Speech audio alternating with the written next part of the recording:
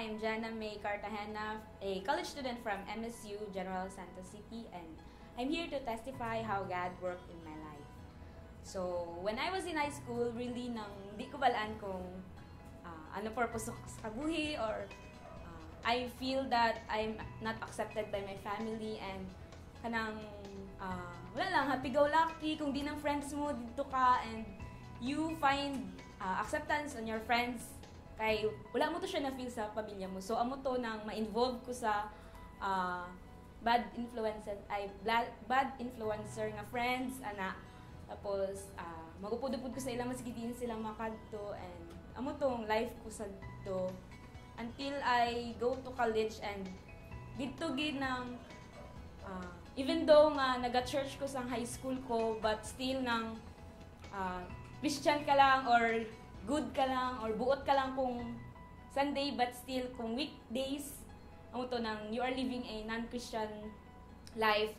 So kato pag enter ko college, dito ko gid nang gisurrender ko gid ang life ko kay Jesus Christ when I encountered him sa church namon nga sa church nga ginaatinan ko sa college.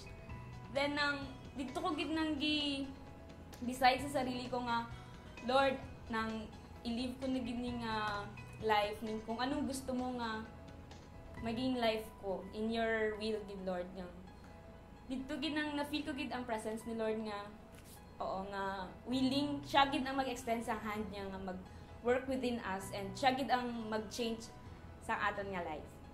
So now I am really decided nga magpagamit ko sa iya through ministry sa among school, and amo to nang di man gid bigla ang pag-change, but I believe that God will continue the work He began in me, and mo to gadesargid ko nga mag-grow pagid spiritually, and balan ko nga through God mahimo pagid siya. And now I am inviting you to watch New Hope TV Philippines, and surely you will be blessed and you will know Christ Jesus.